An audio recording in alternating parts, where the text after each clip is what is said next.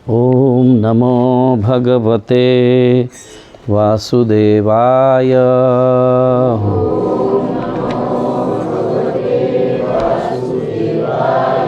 ओम नमो भगवते वासुदेवाय।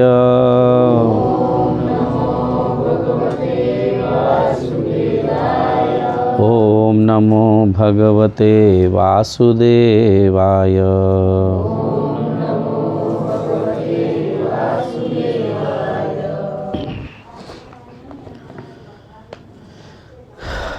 स्कंद पहला, अध्याय दूसरा, श्लोक संख्या 6वां, 6।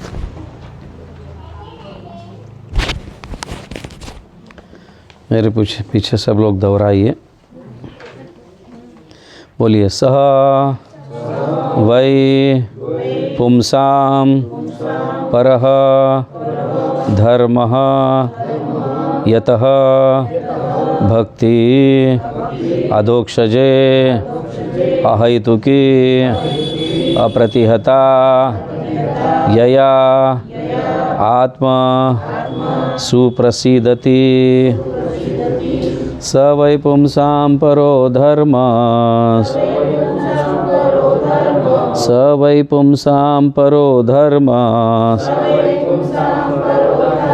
यतो भक्तिरधोक्षजे। यतो भक्तिरधोक्षजे अहैतुकी अप्रतिहता।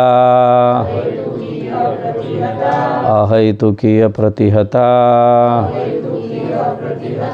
ययात्मा सुप्रसीदति। ययात्मा सुप्रसीदति। स वै पुंसां परो धर्मः यतो भक्तिरधोक्षजे अहैतुकी अप्रतिहता ययात्मा सुप्रसीदति। आप ऊपर बैठो ना, आपके पैर को दिक्कत है। आप ऊपर में पैर को दर्द है आपको? अच्छा, ओके।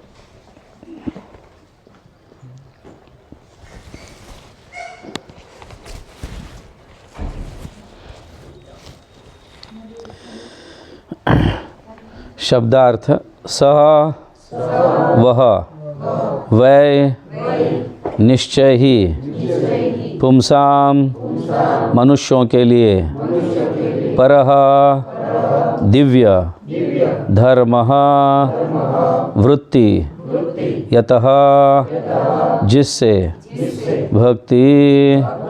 भक्ति अधोक्षजे श्री भगवान के प्रति अहैतुकी निस्वार्थ अप्रतिहता अखंड यया जिससे आत्मा सुप्रसीदति पूर्ण रूप से प्रसन्न होता है। अनुवाद और तात्पर्य श्रील प्रभुपाद द्वारा। श्रील प्रभुपाद की जय। आप नीचे बैठो, बुजुर्ग माता को बैठने दो।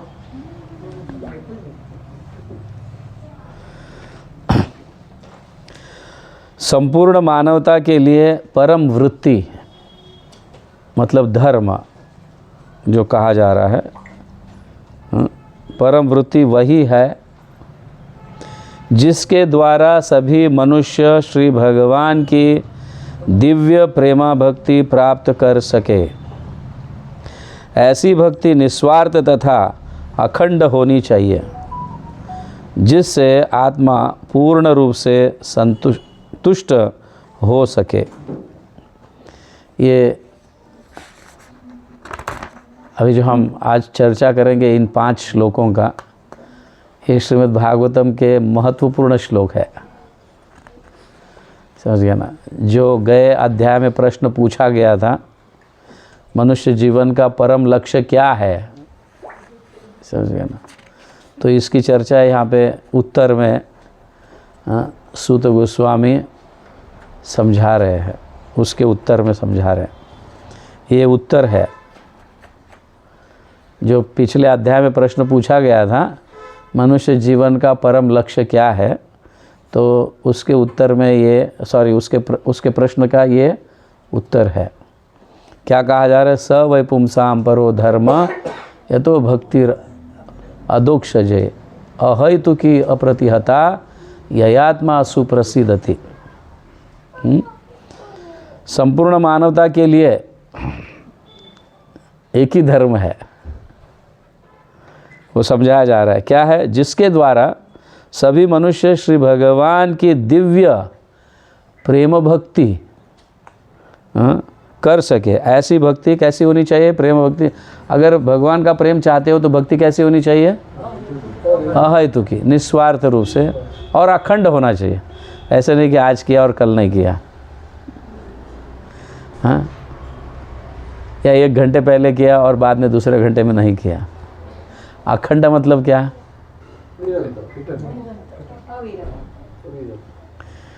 विदाउट एनी इंटरमिशंस, समझ गया ना? मध्यांतर के बिना। फिल्मों में देखते हो ना मध्यांतर, हाँ, नो मध्यांतर। तो ऐसे शुद्ध भक्त का प्रत्येक कार्य जो है प्रेम भक्ति के लिए होता है। बोलते प्रभु जी कथा सुनेंगे तो प्रसाद कौन खाएगा, भूख लगी है। तो यहाँ भक्ति में प्रसाद खाना भी क्या है? प्रसाद खाना भी क्या है? भक्ति है ना। भगवान को भोग धरा के खाते हो ना आप, है कि नहीं? हरे कृष्णा। बच्चे इधर आ जाओ, सारे बच्चे इधर आ जाओ, इधर आ जाओ, ताकि उधर जगह छोड़े। यस, सब लींबू टिम्बू है।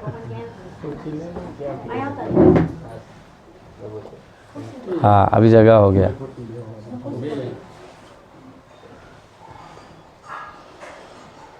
समझ गया है? तो शुद्ध भक्त का प्रत्येक कार्य अखंड प्रेम में भक्ति के लिए अखंड साधन होता है उसका।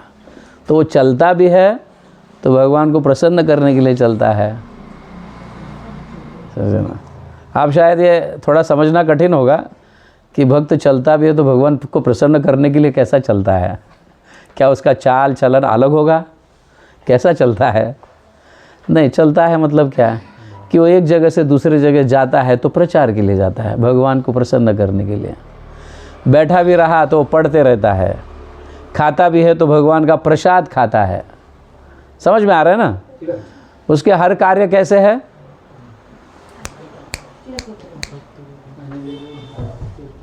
उसका हर कार्य कैसे है? भगवान को प्रसन्न करने के लिए होता है, इसलिए वो अखंड है। अखंड मतलब प्रभु जी 24 घंटे कैसे करेंगे? भगवान का नाम 24 घंटे लेंगे? हाँ, तो धंधा करेंगे क्या, काम करेंगे क्या, खाएंगे क्या? ऐसा प्रश्न उठता है ना? उठता है कि नहीं गौरांग प्रभु? यस, काम करने वाले भक्त, यस, मेहनत करने वाले भक्त, बट उनका जीवन भगवान के लिए है। वो काम करते भी है तो किसके लिए करते हैं? भगवान को, क्योंकि घर पे सब लोग भक्त है, हाँ, और उनके लिए भगवान के लिए प्रसाद बनता है। उनके घर के अंदर सेंटर कौन है? भगवान है सेंटर। मैं, तुम, पत्नी, बच्चे सेंटर नहीं है। सेंटर कौन है वहाँ पे? घर पे भगवान। भगवान सेंटर है, मतलब वो सबसे बड़े। हाँ, हर एक के घर में कोई ना कोई एक व्यक्ति सेंटर होता है। हर एक व्यक्ति सेंटर होता है कि नहीं? कभी कभी 2-2 सेंटर भी होते हैं बट मोस्टली एक सेंटर होता है। समझ गया ना? हाँ, पति कहो, माता पिता कहो, हाँ, इस तरह से एक। तो उसी तरह से ये सारी चीज़ों को छोड़कर उस भक्तों के घर में सेंटर कौन होता है? भगवान होता है। तो भगवान सेंटर होने के कारण सारे कार्य उनके इर्द गिर्द सब होते रहते हैं। जो भी करते हैं भगवान को प्रसन्न करने के लिए करते हैं। समझ गए ना? इसलिए उनका हर कार्य जो है अखंड है, अप्रतिहता। समझ गए? अहेतु की बाद में धीरे धीरे होने लगता है। समझ गया? निस्वार्थ भाव बाद में धीरे धीरे आने लगता है। ठीक है। तो प्रभुपाद का तात्पर्य ये यहाँ पे लिखा है, इस कथन द्वारा श्रील सूत गोस्वामी नैमिषारण्य के ऋषियों को प्रथम प्रश्न का उत्तर देते हैं। पहले अध्याय में जो प्रश्न उठा था उसका उत्तर दे रहे हैं। ऋषियों ने श्रील सूत गोस्वामी से अनुरोध किया था कि वे समस्त प्रामाणिक शास्त्रों का सार प्रस्तुत करें।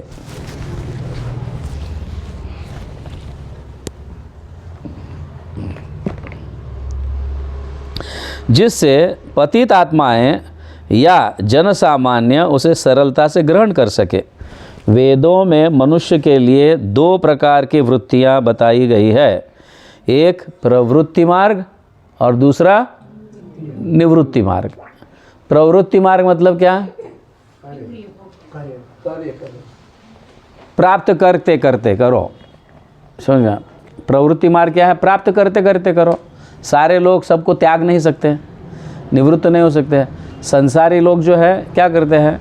संसार को भी संभालना है, काम करना है, ये करना है और भक्ति भी करना है। इसको प्रवृत्ति मार्ग कहा गया।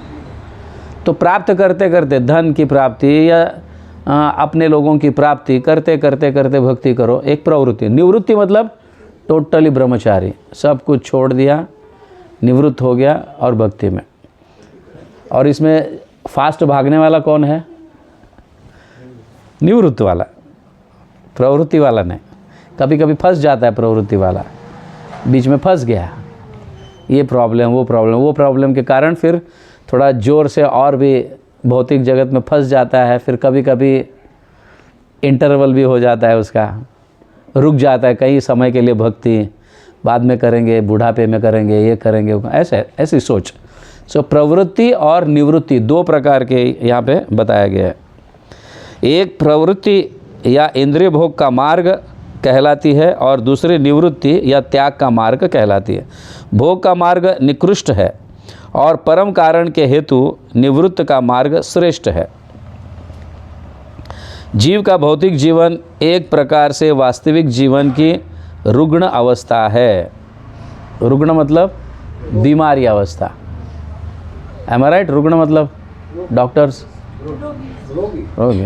रोगी अवस्था, रुग्ण। हम सब रोगी है।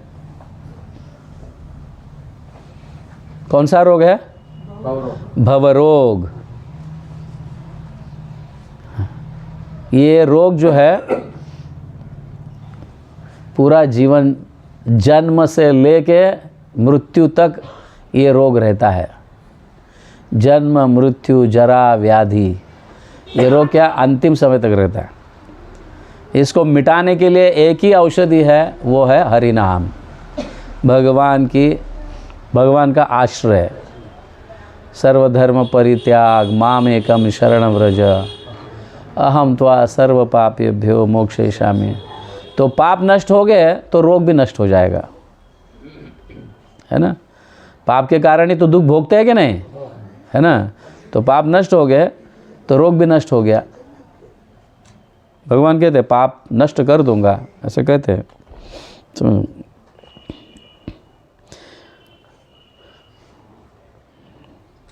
वास्तविक जीवन तो ब्रह्मभूत अवस्था अर्थात आध्यात्मिक अवस्था है, जहाँ जीवन सनातन, आनंदमय तथा ज्ञान से परिपूर्ण है।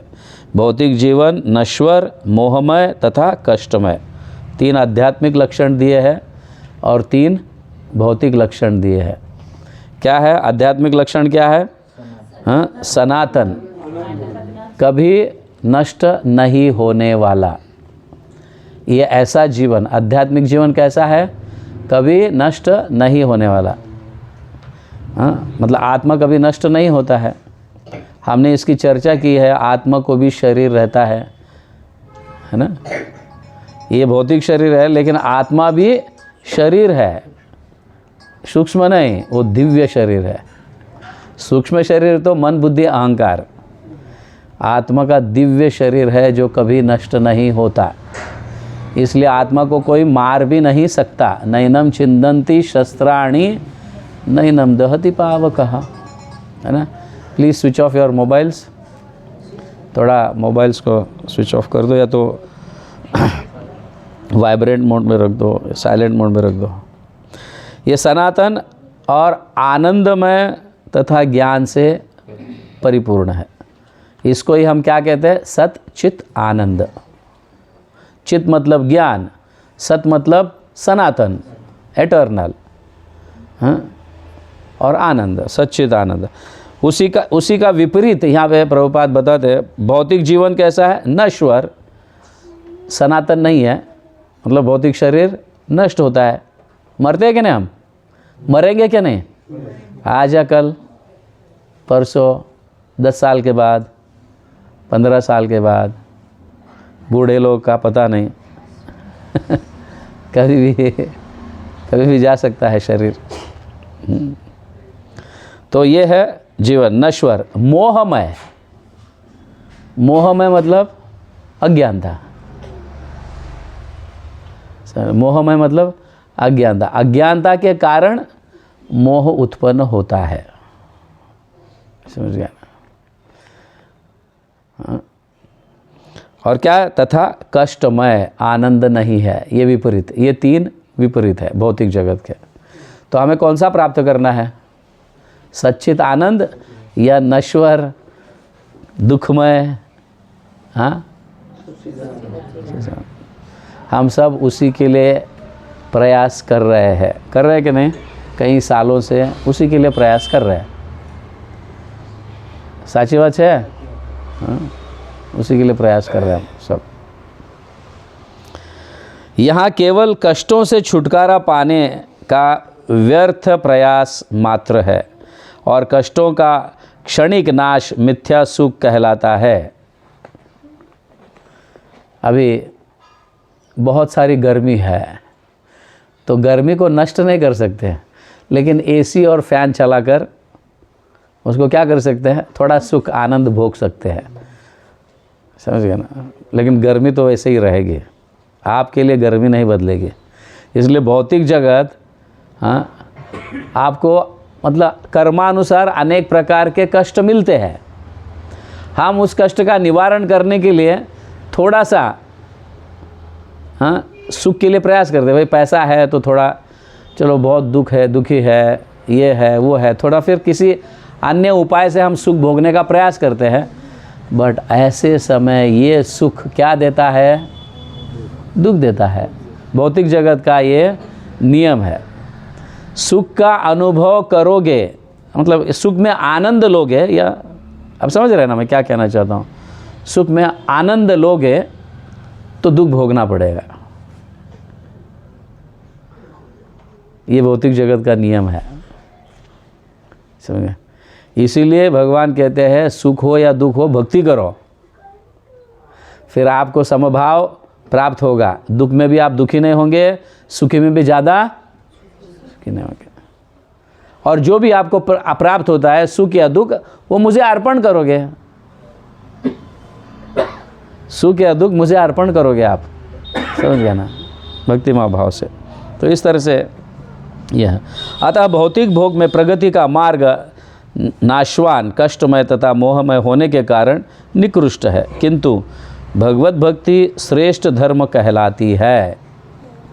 यहाँ पे क्या है? स वै पुंस परो धर्म। परो धर्म मतलब क्या? हाँ, हाईएस्ट, समझ गया ना? परो धर्म मतलब साधारण, मैं हिंदू, तुम मुस्लिम, ये क्रिश्चियन, ये धर्म नहीं है, समझ गया ना?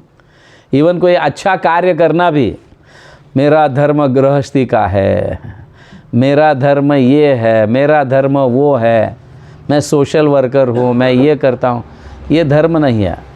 तो यहाँ पे कहा गया परो धर्म, स वै पुंसाम परो धर्म। परो धर्म मतलब क्या है? प्रेममय भक्ति, भगवान की भक्ति या भगवान से नाता जोड़ना, इसको परो धर्म कहा है। परो मतलब परा, ऊंचा, उसके परे और कुछ है ही नहीं है। तो ये परो धर्म की बात हो रही है। कभी कभी हम वर्णाश्रम धर्म को भी मानते हैं, है ना, वर्णाश्रम धर्म है, सोशल मॉरलिटीज़, ये सब होते हैं। हम बहुत सारा उसके पीछे लग जाते हैं, ये अच्छा कार्य है, लोग प्रसन्न हो रहे हैं, ऐसा सोचकर हम उसके पीछे लग जाते हैं। हॉस्पिटल बांधना या फिर वृद्धाश्रम खोलना, ये करना वो करना, ऐसे है जो भी है। तो दैट इज़ जस्ट एक ड्यूटी है, लेकिन परोधर्म नहीं है। तो यहाँ पे परोधर्म की बात, ये 5 लोग जो है परोधर्म की ही बात करते हैं, और हम इसको कोशिश करेंगे अच्छी तरह से समझने का। उदाहरणार्थ, भौतिक लाभ के लिए की गई भक्तिमय सेवा प्रगतिशील निवृत्त मार्ग में निश्चित रूप से बाधक है।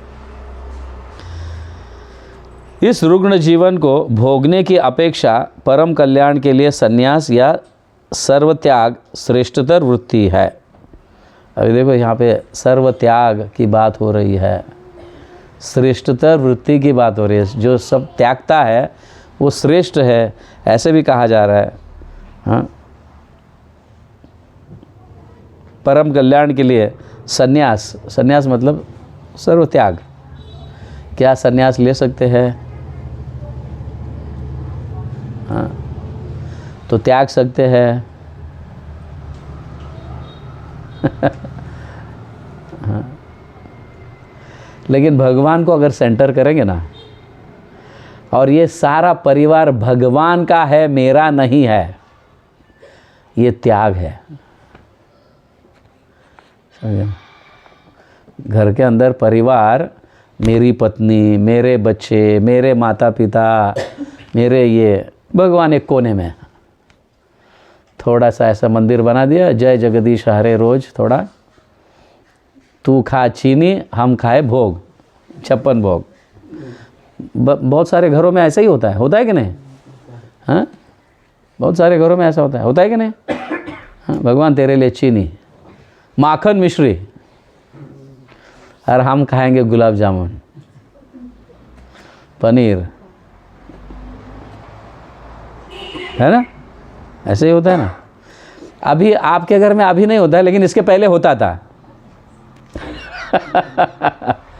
भक्तों के घर में अभी नहीं होता है, लेकिन इसके पहले होता था। ऐसा ही होता है मोस्टली। तो इसको त्याग कहेंगे हम? नहीं। हम जो भी खाते पीते हैं पहले भगवान को अर्पण करेंगे, उसे त्याग कहा गया है। क्योंकि हम उसको स्वीकार करेंगे किस रूप में? प्रसाद के रूप में। सब कुछ भगवान को समर्पित कर कर खाना तो है ये।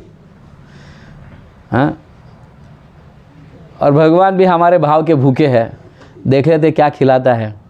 सिर्फ माखन मिश्री खिलाता है क्या? जो खाता है वो खिलाता है। समझ गया ना? तो अपने भाव को हम भगवान के चरणों में समर्पित कर रहे हैं, मतलब ये त्याग है। कलयुग में संन्यास लेना संभव नहीं है। कि वह विप्र कि वह न्यासी शूद्र के न आए। हाँ, कृष्ण तत्वावेत्ती से ही गुरु होए। इस कलयुग के समय हाँ, संन्यास की आवश्यकता नहीं। जो व्यक्ति घर पे रहकर सब कुछ भगवान को समर्पित करता है, समझ गए ना? भगवान को सुबह उठाता है, नहलाता है, श्रृंगार करता है, प्रसाद भोग चढ़ाता है, फिर खाता है, सुलाता है, ये सब अपना जीवन इस तरह से भगवान कहता है, तो वो त्यागी, वो सन्यासी ही है। समझ गए ना? धीरे धीरे घर पे रहते हुए भी वो सन्यास का ही अभ्यास कर रहा है। समझ गए ना? बच्चों को भी जन्म देगा तो भक्तों को जन्म देगा, टेररिस्ट को नहीं जन्म देगा, या किसी और को नहीं जन्म देगा वो। क्योंकि हाँ, वो भक्तिमय जीवन व्यतीत कर रहा है, तो भगवान उसका ख्याल रखते हैं। क्योंकि वो सब कुछ त्याग दिया है, तो त्यागने के बाद भगवान ख्याल रखेंगे क्या? नहीं। हाँ, रखेंगे।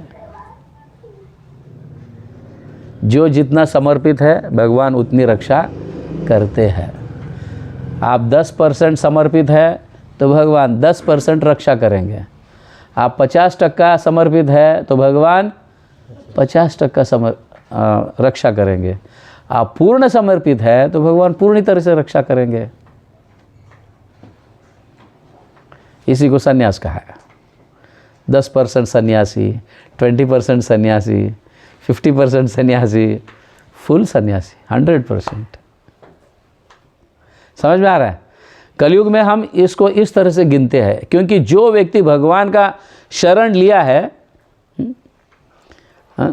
उसको सुकृति इतना नहीं है कि वो तुरंत सब कुछ त्याग सके।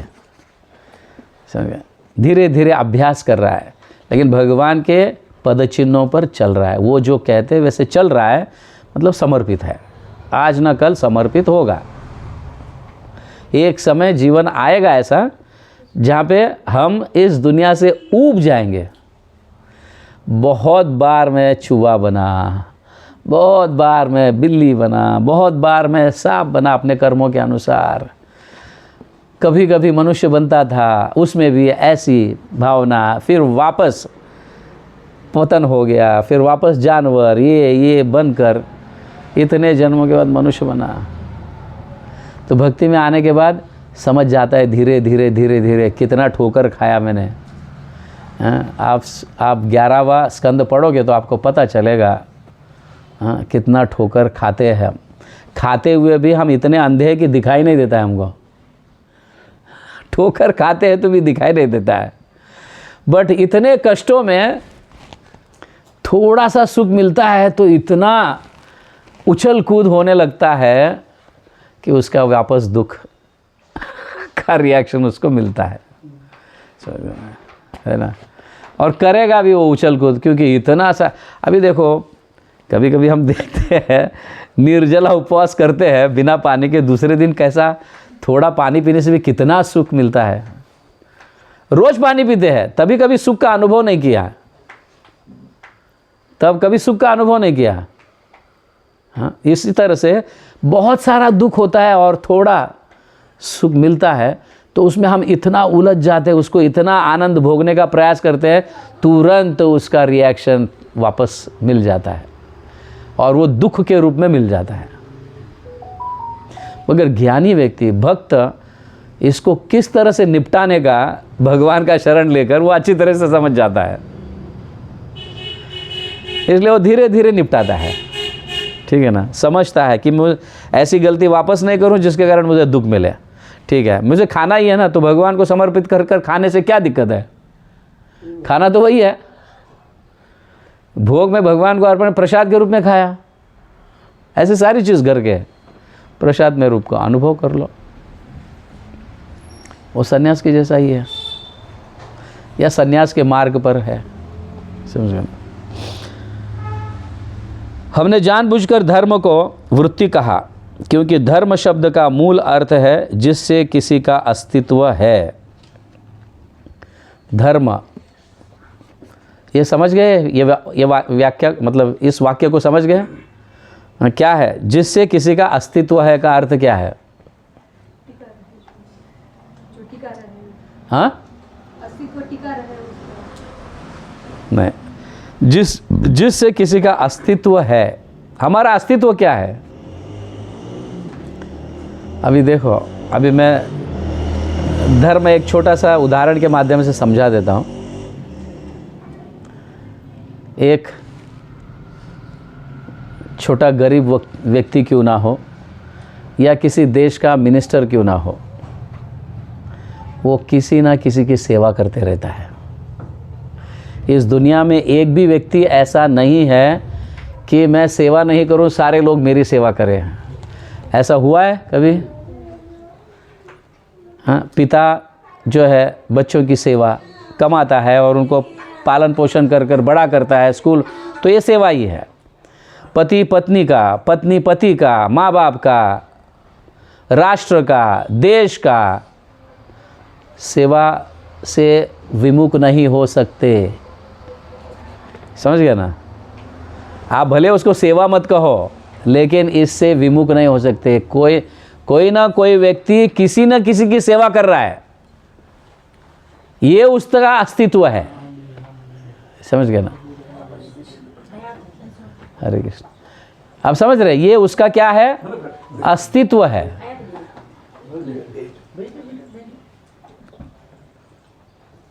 समझे यहाँ क्या क्या है? जिससे किसी का अस्तित्व है।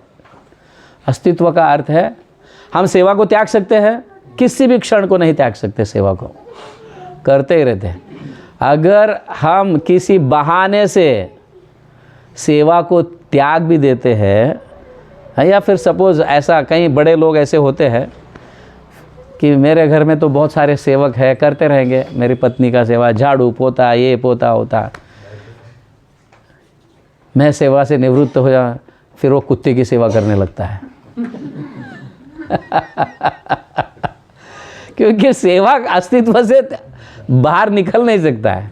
हमने देखा ऐसे बड़े बड़े इंडस्ट्रियलिस्ट जो है ना, उनके नौकर चाकर बहुत है, लेकिन बीच के ऊपर कुत्ते को लेके घूमने निकलता है, समझ गया ना। फिर वो कुत्ता एक टांग ऊपर करे तो भी वो खड़ा रहेगा बेचारा, समझ गया ना। ऐसी सेवा कर लेगा वो। सेवा से विमुख नहीं हो सकते, ये अपना अस्तित्व है। अब समझ रहे ना, एक्शंस आर ऑलवेज देयर। एक्शन से विमुख नहीं हो सकते हम, कार्यों से विमुख नहीं हो सकते, कार्य करना ही पड़ता है। नहीं भी कुछ है तो कम से कम अपने शरीर की तो सेवा करेगा ही, सोएगा, चलेगा, आँख पलक चिपकाएगा, पेट खाएगा, तो ये सेवा अस्तित्व है। और सेवा हम जब किसी की करते हैं, हाँ, तो वो क्षण भंगुर है। पति की सेवा, पत्नी की सेवा, बच्चों की सेवा, माता पिता है, कितने समय तक करेंगे? जब तक हम जीवित हैं तब तक। लेकिन 80 साल 100 साल बाद में किसी और पत्नी की सेवा करेंगे, अगले जन्म में दूसरी औरत अपनी पत्नी बनेगी, दूसरे लोग अपने बच्चे बनेंगे, दूसरे लोग अपने माता पिता बनेंगे, उसकी सेवा। तो ये हर हमेशा चेंज होते रहता है। तो भक्त ये समझ जाता है, क्यों नहीं मैं नित्य सेवा करूं भगवान की, हर जन्म में उसी की सेवा। समझ गया ना? हाँ, अगर सपोज कोई व्यक्ति 2000 की नौकरी कर रहा है, गधे जैसा मेहनत कर रहा है, अरे यार नौकरी बदल देता हूँ, अभी पैसे की ज़रूरत है, 5000 की ज़रूरत है, दूसरी नौकरी, दूसरी की सेवा चले गए। एक सेवा त्याग दिया, दूसरी की सेवा, फिर कोई और लालच, थोड़ा यहाँ पे और भी ज़्यादा सैलरी मिल रहा है, फिर तीसरी सेवा, चौथी सेवा। सपोज़ ऐसा कोई इंडस्ट्रियलिस्ट है जो आपको कभी कमी नहीं आने देता है, उसके पास ज़्यादा समय तक टिकेंगे कि नहीं हम? टिकेंगे कि नहीं ज़्यादा समय तक? हाँ भाई, ये नौकरी छोड़ूंगा तो फिर वापस ऐसे मिलेगी कि नहीं, पता नहीं। ऐसी है भगवान की सेवा, समझ गया ना? भगवान की सेवा जितना ज़्यादा करेंगे उतना सुख और आनंद का अनुभव होगा, समझ गया? बाकी सारों की सेवा हम करते भी हैं तो भी उससे आनंद नहीं प्राप्त होता है, क्षण भंगुर है, लेकिन उसका वापस रिएक्शंस मिलते हैं, समझ गया? क्योंकि हम वो सेवा को बदलते हैं, मरने के बाद दूसरे के साथ, वो मरने के बाद फिर तीसरे के साथ, चौथे के साथ, ऐसा, समझ गया? तो ये परोधर्म मतलब क्या है? ये सेवा जो आत्मा का है और नित्य चलता रहेगा, समझ रहे? आत्मा से संबंधित भगवान की सेवा, परमात्मा की सेवा। हम जीव है, और जीव जब भगवान के साथ जुड़ जाता है और उनकी सेवा में संलग्न होता है तो वो नित्य करते रहता है, हर जन्म में उसकी सेवा, और हर जन्म में वो उसकी रक्षा करेगा। भगवान हर जन्म में उसकी रक्षा करेगा। इसी को पति कहा गया है। पति मतलब प्रोटेक्टर। पति मतलब कौन? जो रक्षा करता है। ऐसे नहीं शादी कर लिया तो पति हो गया, भले वो पति फिर रक्षा भी करता है कि नहीं पता नहीं, हर जगह से रक्षा करेंगे, लेकिन मृत्यु आता है तो रक्षा नहीं कर पाएगा, इसलिए वो टेम्पररी पति है। अगले जन्म में वापस दूसरा पति ढूंढना पड़ेगा, तीसरा पति ढूंढना पड़ेगा, लेकिन भगवान को भी पति कहा गया है, समझ गया ना? क्योंकि वो अल्टीमेट प्रोटेक्शन वो देता है और हर जन्म तक ख्याल रखता है। ऐसा नहीं कि एक जन्म के लिए, 2 जन्म के लिए, हर जन्म के लिए ख्याल रखता है। तो बेटर है कि हम भगवान को ही अपना पति माने। पुरुष भी पति मान सकता है, ऐसे नहीं कि स्त्रियों को ही मानना है पति, पुरुष भी पति मानता है। पति मतलब क्या? पति का अर्थ क्या है? रक्षक। आप गलत अर्थ मत लेना पति का, समझ गए ना? पति का अर्थ है रक्षा करने वाला। पतितों का रक्षा करने वाला पति।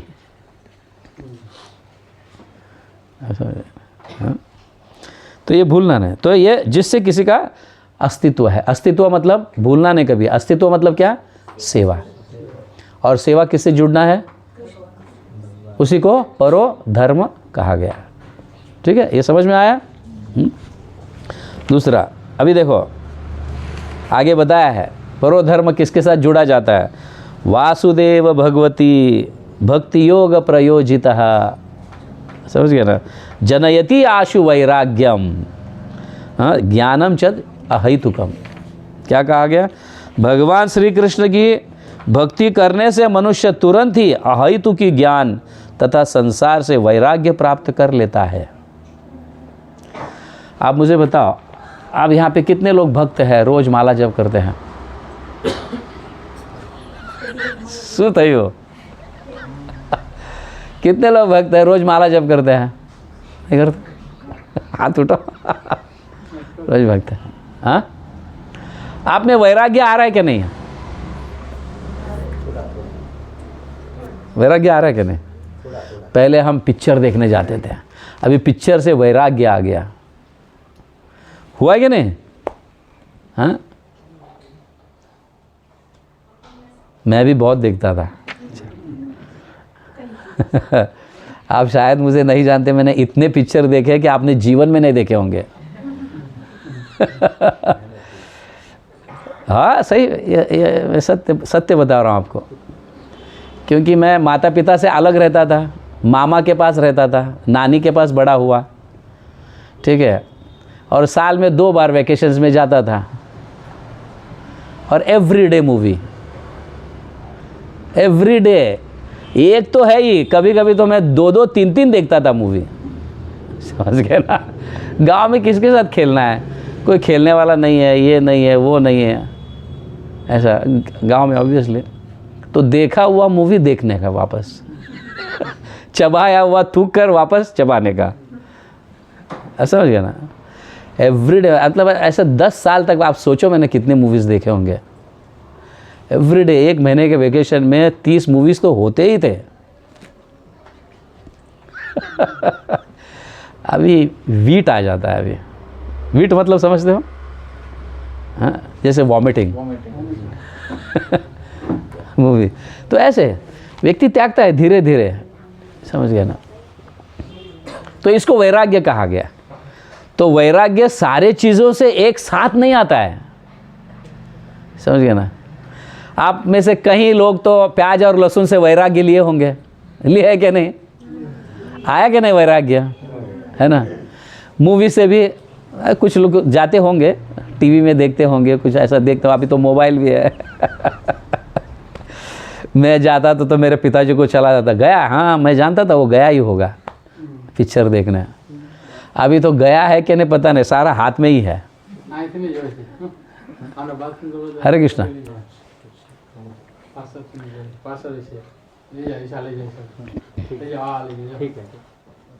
ठीक है, आप शांत रहो। समझ में आ रहा है? तो वैराग्य धीरे धीरे एक एक चीज़ों से प्राप्त होता है। वैराग्य मतलब सब ऐसा ज़रूरी नहीं कि पूरा एक ही झटके में सब खत्म, नहीं। हमारा जीवन फैन के जैसा चलता है, बंद करने के बाद धीरे धीरे धीरे धीरे बंद होगा। इस जन्म में नहीं, अगले जन्म में।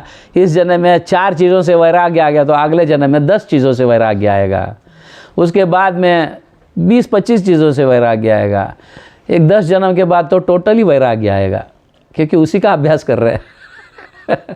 क्योंकि जैसा ही ज्ञान प्राप्त होता है वैराग्य आने लगता है, समझ गए ना? अभी सपोज समझो कि मैं रोज़ आइसक्रीम खाए बगैर मैं जी नहीं सकता, या सपोज कि चलो मैं मीठा खाए बिना जी नहीं सकता, समझ गया ना? तो डॉक्टर से ज्ञान प्राप्त हो जाता है, तेरे को अभी शुगर हो गया, वैराग्य। उससे तो बेटर है खुद छोड़ दो। भगवान कुछ थप्पड़ लगाकर छोड़ने से बेटर है खुद छोड़ दो। समझ में आ रहा है ना? तो ज्ञान प्राप्त जैसे ही होगा धीरे धीरे वैराग्य आने लगता है। अभी यहाँ तो सब गुजराती है, बट अगर महाराष्ट्र में जाओगे तो कितने लोग तो मांस खाए हुए हैं, और जो भक्त बन गए वैराग्य किससे आया? मांस से वैराग्य आ गया। कई लोग तो धूम्रपान करते होंगे, जैसे ही भक्त बन गया 4 नियमों का पालन चालू हो गया, वैराग्य आ गया। किससे? धूम्रपान से, व्यसन से वैराग्य। समझ गया? इस तरह से भगवान ज्ञान धीरे धीरे देकर सभी को वैराग्य स्तर पर लेके आता है। तो यह कहा है भगवान श्री कृष्ण की भक्ति करने से मनुष्य तुरंत ही अहेतुकी ज्ञान, अहेतुकी ज्ञान मतलब क्या? अहेतुकी का अर्थ क्या है? जिसमें भगवान को कुछ हेतु है ज्ञान देने में, मुझे कुछ लाभ मिलने वाला है, वो मुझे एक सेवक मिलेगा। भगवान के पास सेवा करने के लिए बहुत सारे जीवात्मा है। समझ गया ना? भगवान की सेवा करने से हमारी शुद्धि होती है, इसलिए हमें करना चाहिए हमारे लाभ के लिए। भगवान का यह अहेतुकी ज्ञान है। भगवान यह ज्ञान जो दे रहे हमारे उद्धार के लिए, हमारे अच्छे के लिए दे रहे, तो ये ज्ञान से वैराग्य आ जाता है। समझ गया ना? ऐसे ज्ञान से तथा संसार से वैराग्य प्राप्त कर लेता है, इसका अर्थ है। समझ गया ना? तो भगवान श्री कृष्ण की भक्तिमय सेवा को जो मनुष्य भौतिक भावात्मक व्यापार की तरह मानते हैं, वे यह तर्क कर सकते हैं कि शास्त्रों में तो यज्ञ, दान, तप, ज्ञान, योग तथा इसी प्रकार की दिव्य साक्षात्कार की विधियों की संस्तुति की गई है। तो ये बताया कि यज्ञ ये वगैरह, लेकिन जो भक्ति करता है उसे ये सारे झंझाल में पड़ने की आवश्यकता ही नहीं है। दान, तप, व्रत, होम, जप, स्वाध्याय, संयमई, श्रेयोभिर धीरा, कृष्ण भक्ति ही श्रेष्ठता। समझे ना? सारे दान, तप, स्वाध्याय, व्रत, कई लोग व्रत करते हैं। समझ गए ना? सोमवार का व्रत, इसका व्रत, उसका व्रत, ये माँ का व्रत, वो माँ का व्रत, सबसे बेस्ट एकादशी है। समझ गए ना? क्योंकि एकादशी भगवान को प्रिय है। ऐसा एकादशी महात्मा में ऐसा लिखा है कि कोई व्यक्ति अगर, जैसे हम करते हैं ना, सोमवार करते हैं या मंगलवार करते हैं, कुछ लोग तो शुक्रवार करते हैं, संतोषी माता का वार, कभी शास्त्र में उल्लेख भी नहीं है। एक नई देवी उत्पन्न हो गई है नहीं हो, हमें निंदा नहीं करनी है, बट कहने का तात्पर्य यह है, जो व्यक्ति ऐसे व्रत करता है, उपवास, हर हफ्ते में एक उपवास आते हैं कि नहीं, कुछ शनिवार करता है, हाँ, कुछ शुक्रवार करता है, कुछ लोग रविवार करते हैं, ऐसे उपवास करते हैं, तो 100 जन्म तक कंटिन्यूस अगर ऐसे हफ्ते में एक व्रत करते रहोगे तो भी उसका तुल्य एक एकादशी से भी नहीं होता है।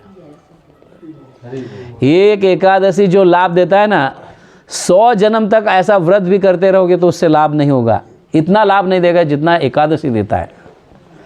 समझ गए ना? ना ही तारे एक बिंदु। समझ गए? ऐसे व्रत प्राप्त कर कर बिंदु इतना लाभ मिलता है 100 जन्म तक, एकादशी समंदर के जैसा लाभ देता है। समझ गए ना? तो इस तरह से व्रत को भी से भी वैराग्य आ जाता है, क्योंकि वो एकादशी कर रहा है। हायर टेस्ट, बच्चा चॉकलेट खा रहा है, दांत खराब हो गए तो डॉक्टर बोलेगा इसको आइसक्रीम खिला दो, दे दो, तो चॉकलेट त्याग देगा। फिर आइसक्रीम खाने से और कुछ होने लगता है तो डॉक्टर और भी कुछ दूसरा उपाय देता है, हायर टेस्ट। तो इस तरह से चीज़ों से जब हायर टेस्ट मिलता है तो धीरे धीरे लोअर टेस्ट पर वैराग्य आता है। आप समझ रहे हैं? The best test is service. इससे जो आनंद मिलता है सेवा से, और भगवान भी प्रसन्न होते हैं, और भगवान प्रसन्न होंगे तो हमारा आनंद गिना नहीं जाएगा, इट इज़ अनलिमिटेड। समझना? तो ये जिसको टेस्ट प्राप्त हुआ है वो सारे दुनिया से वैराग्य लेगा। समझे? इसलिए यहाँ पे कहा गया है इस तरह से। उनके मतानुसार भक्ति अर्थात भगवान की भक्तिमय सेवा तो उन मनुष्यों के लिए जो उच्च कोटि के कर्म नहीं कर पाते। सामान्यतः यह कहा जाता है कि भक्ति उपासना पद्धति तो क्षुद्र वैश्य तथा अल्प बुद्धि स्त्री वर्ग के लिए भी, मतलब सभी के लिए भक्ति है। आप समझ गए? ब्राह्मण ही वेदों का मंत्रों का उच्चारण कर सकते हैं, क्षुद्र नहीं कर सकता, ये हमारे शास्त्र कहते हैं। शूद्र मंत्रों का उच्चारण करेगा तो अज्ञानता के कारण जरा भी मंत्र का शब्द इधर से उधर होगा तो उसका विपरीत रिजल्ट उसको प्राप्त होगा। तो इतना संस्कृत का ज्ञान होना चाहिए उसको मंत्रों का उच्चारण करते समय, तो उसको वो फल प्राप्त होता है। क्या इस समय ऐसे मंत्रों का उच्चारण कर सकते हैं कलयुग में? मैंने कई ब्राह्मणों को तो यज्ञ करते समय गुटखा पान मसाला सब खाते हुए देखे हैं। समझ गया ना? ऐसे ब्राह्मणों का मंत्रों का उच्चारण क्या स्पष्ट हो सकता है? नहीं हो सकता। तो उसका फल यजमान को कैसे मिलेगा? नहीं होगा। तो बेस्ट वे इज हरे कृष्ण कृष्ण कृष्ण हरे हरे, हरे राम राम राम हरे। ये मंत्र नहीं है, ये क्या है? नाम है। ये मंत्र नहीं है, ये नाम है। तो इस नाम को कोई भी जप कर सकता है, वो ब्राह्मण हो, क्षूद्र हो, म्लेच्छा हो, 1000 जानवरों का मांस खाया क्यों नहीं हो, वो भी भगवान का नाम ले सकता है। और भगवान का नाम ही इन सारे अवगुणों से वैराग्य दिलाएगा। समझ गया ना? ऐसा कोई नहीं कह सकता प्रभु मैं तो दारू पीता हूँ, मैं तो मांस खाता हूँ, मैं भगवान का नाम कैसे जप कर सकता? अरे करो, तुमको ही ज़्यादा करना चाहिए। समझ गया ना? तुमको ही ज़्यादा करना चाहिए, क्योंकि तुम पता नहीं कौन से योनि में जाकर उसके रिएक्शंस भोगोगे। भगवान का नाम पूरे संचित कर्मों को मिटा देता है, नष्ट कर देते हैं। समझ गया ना? इसलिए भगवान का नाम सुलभ है कलयुग में, बहुत सुलभ है। कोई खर्चा नहीं है, कोई मेहनत नहीं है। ऐसा नहीं कि उसके लिए बड़ा घर का मालिक ही होना चाहिए वही जप करेगा, ऐसा नहीं कि वो ब्राह्मण ही होना चाहिए वही जप करेगा, ऐसा नहीं कि वो राजा होना चाहिए तभी जप, नहीं, एक भिखारी भी कर सकता है।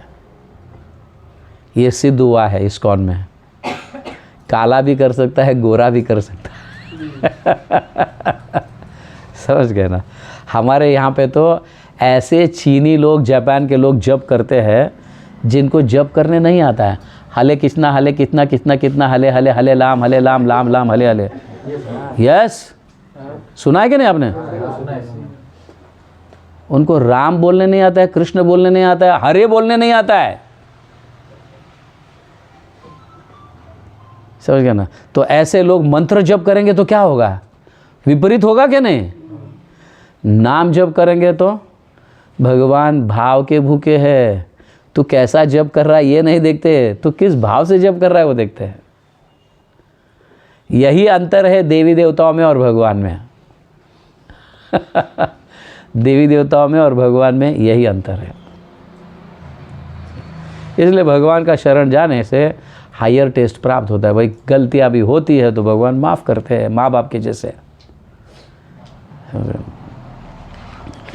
धर्म स्वनिष्ठतः पुंसा विश्वकसेन कथासु न उत्पादयति रतिम श्रम एव ही केवलम। क्या है? मनुष्य द्वारा अपने पद के अनुसार संपन्न की गई वृत्तियाँ यदि भगवान के संदेश के प्रति आकर्षण उत्पन्न न कर सके तो ये सारा क्या है? व्यर्थ है। आप भले किसी चीज़ को भी अपना लो, समझ गए ना? कोई यज्ञ कर रहा है, कोई दान कर रहा है, कोई और पता नहीं क्या क्या अनेक प्रकार के अपने को वो धर्म समझकर वो कर रहा है। हाँ, ऐसे वृत्तियाँ, ऐसे कार्य कर रहा है, लेकिन ये सारे अगर भगवान के प्रति आकर्षण उत्पन्न नहीं करता है तो वो सारे क्या कार्य क्या है? व्यर्थ है। श्रम एव ही केवलम, केवलम ऐड कर दिया है। केवल शब्द को यहाँ पे क्या किया है? जुड़ा दिया है। सिर्फ श्रम, ही होगा और कुछ नहीं। तो सबसे बेस्ट करना क्या है? हाँ, हम कई जगह हम देखते हैं जहाँ पे भागवत कथा चल रही है, हजारों लोग बैठे रहते हैं, हजारों लोग, देखा है कि नहीं? हजारों लोग बैठे रहते हैं, सुनते हैं, उनको कानों को अच्छा लगता है, सुनते हैं, लेकिन यहाँ तक तो पहुँचता ही नहीं। घर जाकर वापस वही कार्य। तो तुम्हारा सुनना कथा जाकर वहाँ पे श्रम ये वही केवलम हो गया। क्योंकि यहाँ तो कहा जा रहा है धर्म स्वनिष्ठ तो पुंसा विश्वक सेन न कथा सूय, सॉरी हाँ, कथा सूय न उत्पादे यति रतिम। रतिम मतलब भगवान के प्रति प्रेम, आकर्षण, भाव अगर उत्पन्न नहीं होता है तो वो 3 घंटा तक या 7 दिन तक बैठकर जो सुना है ना, वो सिर्फ क्या है? श्रम है। सिर्फ गधे जैसा काम किया है, श्रम। कुछ समझ में नहीं आया, कुछ नहीं, क्योंकि वापस जाकर वही कार्य कर रहा है। श्रम ये वही केवलम। कितने मतलब शब्द देखो, कैसे शार्प शब्द है सुध गोस्वामी के, ऐसे शार्प के हृदय को लग जाए ऐसे शब्द है ताकि वापस हम करें ही नहीं ऐसा। श्रम ये वही केवलम, केवल श्रम है। तो क्या होना चाहिए? कथा सुनते हैं, पढ़ते हैं, ये करते हैं, तो क्या होना चाहिए? भगवान के प्रति हमारी रति उत्पन्न होना चाहिए, प्रेम उत्पन्न होना चाहिए, आकर्षण उत्पन्न होना चाहिए। समझ गया ना? ये बहुत ज़रूरी है। तात्पर्य आप पढ़ लो, तात्पर्य में प्रभुपाद बहुत सुंदर लिखे हैं। क्योंकि समय का अभाव है। क्या हुआ टाइम? हाँ, कैसा समय पता नहीं। समस्त वृत्ति परक कार्य निश्चय ही परम मोक्ष के निमित्त है। सारे कार्य मोक्ष प्राप्ति के लिए है। समझ गया ना? सभी कार्य, आपका खाना से उठने से सब कुछ, काम करना, ये करना, वो करना, सब एक्चुअली मोक्ष के लिए किए गई है। इसीलिए भगवान कहते हैं कर्मण्यवाधिकार अस्ते माँ फलेश। तुम्हें कर्म करने का अधिकार है, लेकिन फल पर तुम्हारा अधिकार नहीं है। जब व्यक्ति ऐसा कार्य कर, मतलब फल पर अधिकार नहीं, तो वो मोक्ष के मार्ग पर है। समझ गया ना? भले वो धंधा करता होगा, काम करता होगा, मेहनत करता होगा, परिवार को संभालता होगा, लेकिन उससे लुप्त रहता है, मेरा कार्य मैंने किया। अभी भगवान जो रिजल्ट देना है वो दे देंगे, इसका अर्थ है वो मोक्ष के मार्ग पर है। तो सभी कार्य जो है मोक्ष की प्राप्ति के लिए है। समझ गया ना? अभी मोक्ष भी अनेक प्रकार के हैं। ब्रह्म में लीन होना मोक्ष की बात नहीं हो रही है। समझ गया ना? भक्तों के लिए मोक्ष मतलब ब्रह्म में लीन होना, हमारे लिए प्रेम। समझ गया ना? पंचम पुरुषार्थ प्रेम जो है, 4 पुरुषार्थ जानते हो ना? धर्म, अर्थ, काम, मोक्ष, 4 पुरुषार्थ जानते हो ना? पंचम पुरुषार्थ क्या है? प्रेम। पंचम पुरुषार्थ प्रेम आनंद अमृत सिंधु। देखो कितने सारे लगे हैं। पंचम पुरुषार्थ प्रेम है, तो उसमें जो आनंद, ऐसे छोटा आनंद नहीं है, आनंद अमृत है। मतलब अमृत मतलब एटर्नल है, वो आनंद कभी ख़त्म नहीं होगा, एटर्नल आनंद। अमृत कैसा है? सिंधु, समंदर के जैसा है। हाँ, पंचम पुरुषार्थ प्रेम आनंद अमृत सिंधु।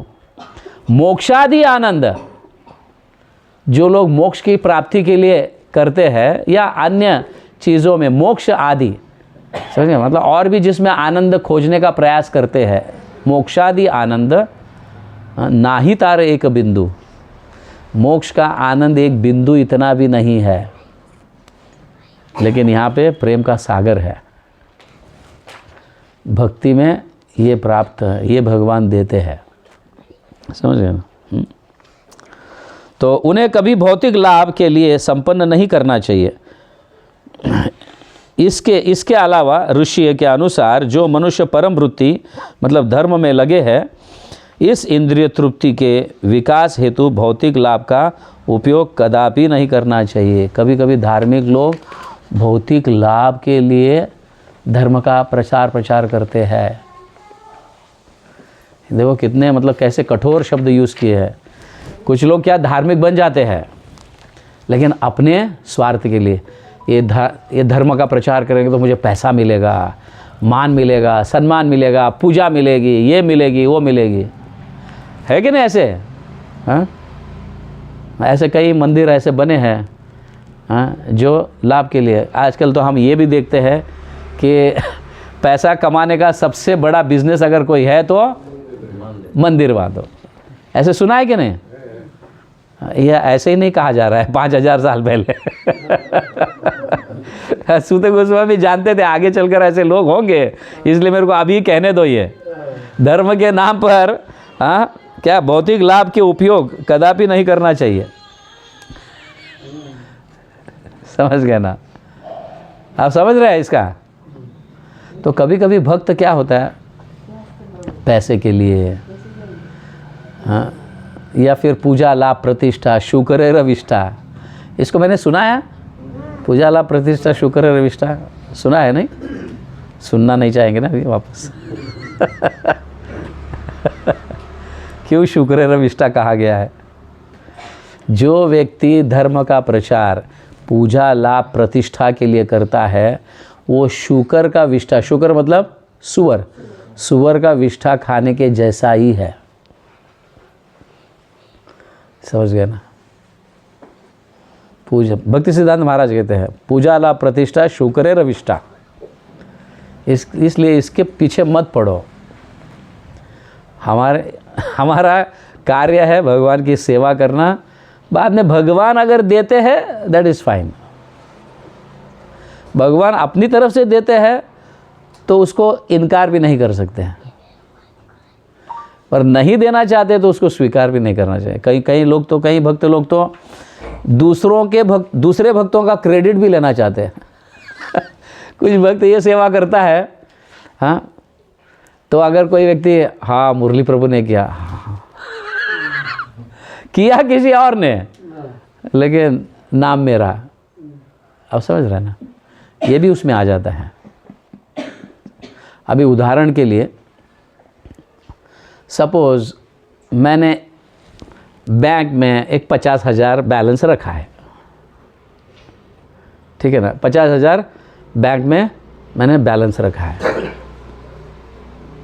तो मैं उसको रोज़ खर्चा कर रहा हूँ, लेकिन डाल कुछ नहीं रहा हूँ।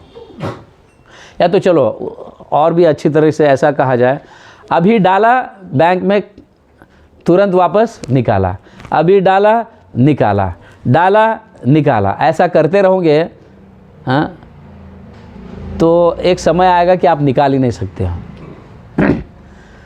है कि नहीं? हाँ, तो जब हम सेवा करते हैं उसका क्रेडिट ले लेते हैं तो फिनिश, उसके रिएक्शंस खत्म हो गए। आप समझ रहे हैं? लेकिन सेवा किया है, क्रेडिट नहीं लिया है लाइफ लॉन्ग तक, तो एक ही बार इतना बड़ा अमाउंट कितना अच्छा लगता है। हाँ, वो है प्रेम। सेवा करने के बाद जब क्रेडिट भगवान अगर कोई अधिकारी देता है तो उसको स्वीकार लेना चाहिए, ताकि दूसरों को प्रेरणा मिले, दूसरों को प्रेरणा मिले। लेकिन हम कभी कभी सेवा नहीं करते लेकिन खुद को क्रेडिट लेते हैं। तो आप सब बैंक में बैलेंस ही नहीं है तो पैसा उठाने की बात कर रहे हैं, तो नेगेटिव ही जाएगा क्या नहीं व्यक्ति? आप समझ रहे, इस तथ्य को समझ में आ रहा है ना? तो सेवा करने से और उसकी अपेक्षा न करते हैं तो भगवत प्रेम प्राप्त होता है। लेकिन सेवा कर कर तुरंत क्रेडिट के लिए हा हा करना, हाँ, ये अच्छी बात नहीं है। समझे? फिर आपने सेवा का क्रेडिट ले लिया तो फिर भगवान क्या देंगे? फिर कुछ बैंक बैलेंस अमाउंट बड़ा करो, बाद में क्रेडिट ले लो, भगवान ही खुद दे देंगे। समझे? ये बात है। तो डाल रहे निकाल रहे, डाल रहे निकाल रहे, सेवा किया निकाला, सेवा किया निकाला, तो प्रेम के लिए कुछ बचा ही नहीं है। समझ में आ रहा है ना? यस। तो यहाँ पे ये कहा गया है कि अपने लाभ के लिए मत करो। हाँ, भौतिक कर्मी लोग करते हैं, भौतिक लोग करते हैं अपने लाभ के लिए कार्य, लेकिन भक्ति में आने के बाद भक्ति की सहायता लेकर भौतिक लाभ मत ले लो। वो भगवान की सेवा में जाना चाहिए, अपने लिए नहीं। ऑफ कोर्स मिलता है, कोई वहाँ पे जाके प्रचार कर रहा है तो कोई दान देता है, ये देता है, वो देता है, बट वो दान जो है या जो भी पूजा लाभ वो भगवान की सेवा में। भगवान वो मेरे को प्रणाम कर रहा है क्योंकि मैं आपकी कथा किया है इसलिए वो प्रणाम कर रहा है, इसलिए क्रेडिट किसको जाएगा?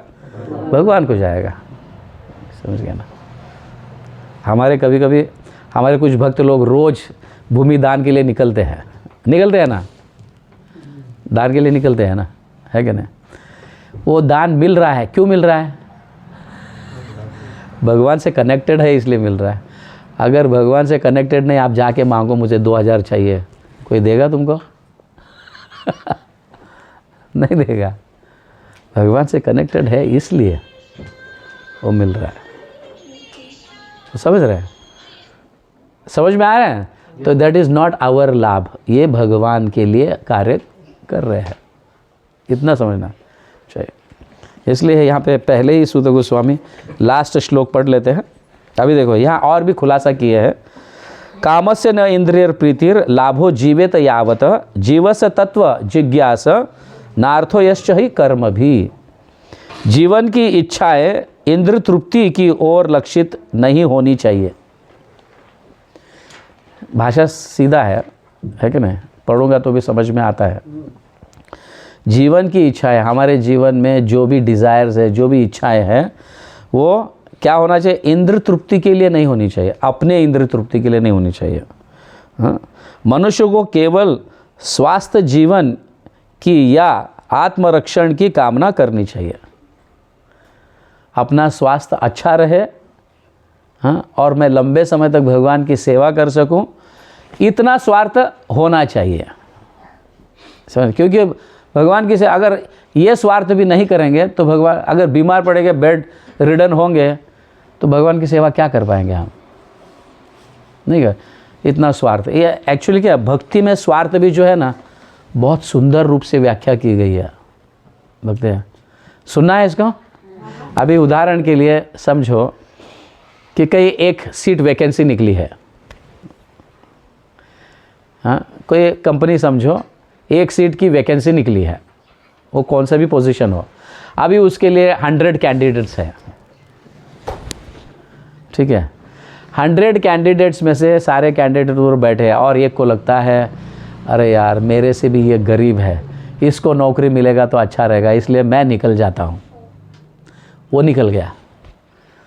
अभी ये गरीब व्यक्ति सपोज उसको मिल गया नौकरी, तो अपना काम कर रहा है और पैसा कमा रहा है, काम कर रहा है, मतलब उसको तनख्वाह मिल रही है, काम कर रहा है, तनख्वाह मिल रही है।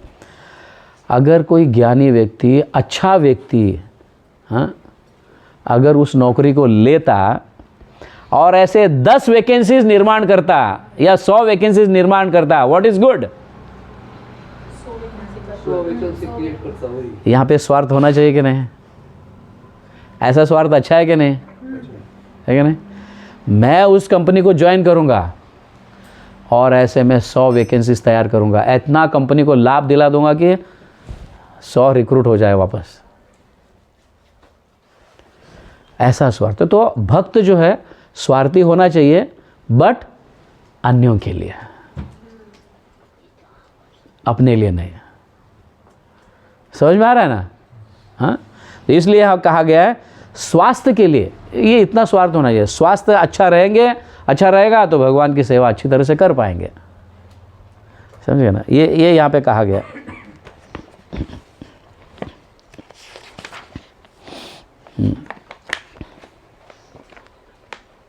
केवल स्वास्थ्य जीवन की या आत्मरक्षण की कामना करनी चाहिए। आत्मरक्षण भी ऑब्वियसली, हाँ, खाएंगे तो ही जी पाएंगे, खाएंगे नहीं, हाँ, तो फिर मरे जैसा हो जाएंगे, फिर सेवा नहीं कर पाएंगे। इसलिए व्यक्ति को खाना चाहिए। स्वास्थ्य का, हेल्थ का प्रभुपाद भी कई बार किया है, ऐसा कहते हैं सेवा से इम्पोर्टेंट है आपका हेल्थ। प्रभुपाद ने कई बार स्टेटमेंट्स दिए, समझ गए ना? सेवा मत करो, तुम जाके रेस्ट ले लो, ये कर लो। तुम अच्छी तरह से रेस्ट लोगे तो सेवा अच्छी तरह से कर पाओगे। कभी कभी तो यहाँ तक कहा है कि हरि नाम को बाजू में रख दो, जाके रेस्ट ले लो, यहाँ तक कहा है।